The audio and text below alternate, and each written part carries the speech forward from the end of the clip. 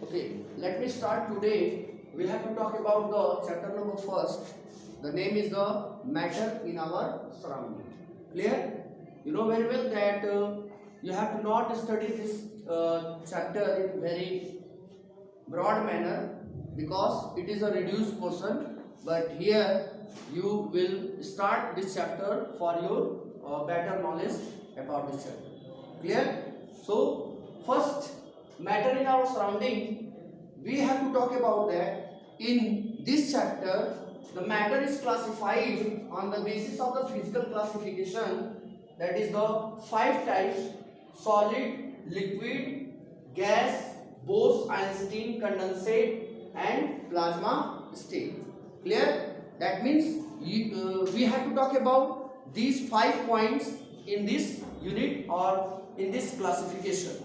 Clear? One by one. First we will talk about for solid state, then after liquid state, then gaseous state and Bose-Einstein, condensate, and later we will talk about for plasma state. Clear?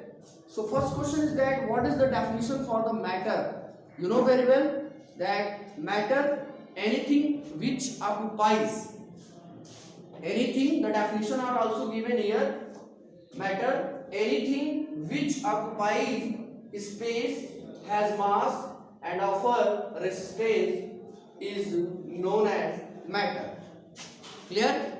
Suppose when we talk about for any object like this is a duster. So when we put this duster on this table, then it will occupy that positions of the table. That means it occupies space. Clear? And it has also a mass. When we want to weigh this object, then we get also the mass of this object. So it has also mass. Clear? And it has also resistance. It offers resistance, means when or until we does not change the position of this duster, it will not change its position by itself. Clear? So the definition is clear that every object or every substance or anything which occupies space, has mass and offer resistance is known as matter. Clear? So all the things which are present in our surrounding is matter. Clear? And the things which does not follow these conditions, these are considered as energy. Clear? Now we talk about for every matter. Every matter is composed of a very little parts which is known as particles. Clear? And these particles will be any atom or any ion or any molecules. Clear? Every matter have some smallest particles, and that particles will be any atom. When we consider any element, then it will be atom. When we consider any ions, clear? When we consider any compound, then it will be the molecule, so on. Clear? So the question, when anyone asks about the particles, then you have to understand about these three things, that is the atom, ions and molecules. These are in the category of particles. Clear? So matter is composed of a large number of particles. Clear? Now again we have to talk about the second point, that is the physical properties of matter. Clear? This is very important for you because you know very well that the matter, either it is present in the solid state, liquid state or gaseous state. Clear? These have some particles. Clear? And these particles have some special properties.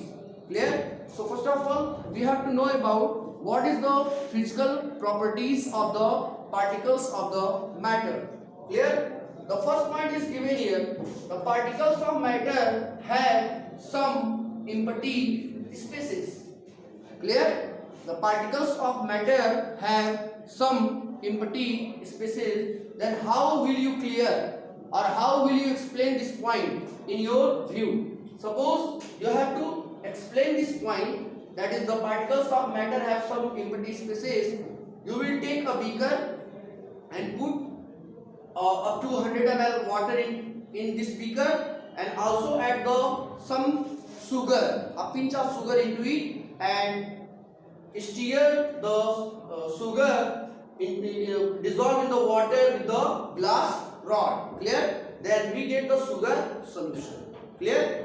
So what is the mean for preparing the sugar solution? Suppose you have taken the 100 ml water, so you will know the marking of the water in the beaker. Clear? After adding the sugar into the beaker, the level of water does not increase. Clear? So the question arises in our mind that where the sugar has gone. Clear? If the water level does not increases, then where sugar has gone. The reason is that sugar or the molecules of sugar occupies the space between the molecules of the water. Clear? That means the water molecules have the some empty spaces, and that empty spaces are occupied by sugar molecules, and that's the reason the level of water does not increases. Clear? So we can explain here that sugar solution, when we prepare, the level will not increase. Understand? So this is the explanation for the point number first. The particles of matter have some empty spaces. Clear? The second point is particles of matter attracts to each other. How will you explain that the particles of matter are attracts to each other? Suppose when we take a chalk stick. Clear? This is a chalk stick, and when you will break it like this. Clear? So when we apply the force on this, then it will break. So why we are applying the force here?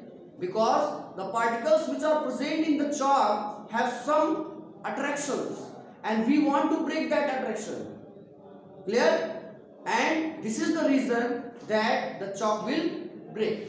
Clear? Similarly, when you want to break this duster, clear? So in chalk and in duster, the chalk will easily break in comparison to this duster. Clear? Why? The attraction in chalk is very weak. The particles which are present in the chalk have very little bit attractions in comparison to this duster. Clear? So it will not break easily in comparison to this. Clear? So we can say that every matter has some kind of attraction, and that attraction is known as the force of attraction. Suppose take the 4 examples like a iron nail, a chalk stick, a brick, so on. Clear? And when we hammer the iron nail, chalk, stick, clear, or brick, so which will break first? Iron nail, chalk, or brick? Clear? Suppose you have taken brick, chalk, and iron nail, then which one will break easily?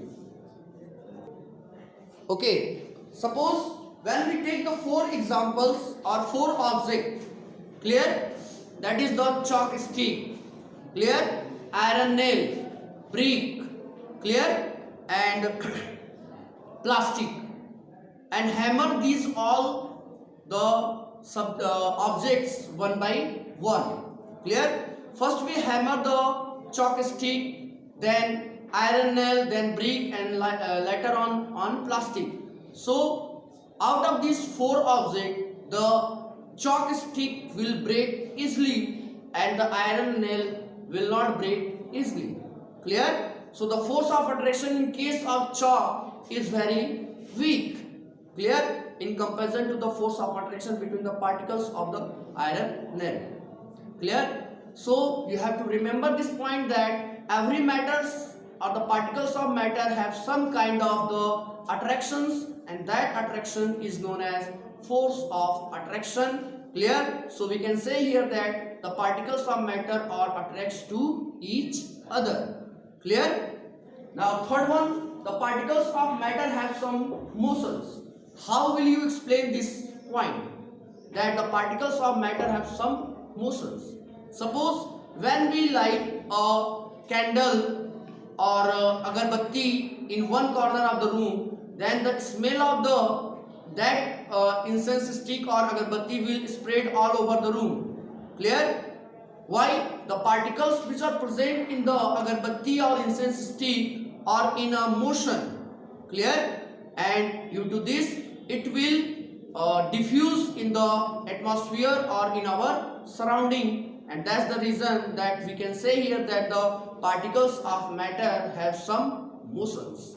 Clear? Secondly, when we talk about that when we cook food or anything or delicious food material in the kitchen, the smells will comes when we present in the drawing room or any in the our home. Clear? The reason is that the particles which are present in the food materials are in a constant in a motion. Clear? And that's the reason we can get the smell of that delicious food. So in this way we can say here that the particles of matter or the particles of matter have some motions. Clear? So you have to remember these all physical properties or features of the particles of the matter. Clear? Later I will talk about further another thing in my next video. Thanks.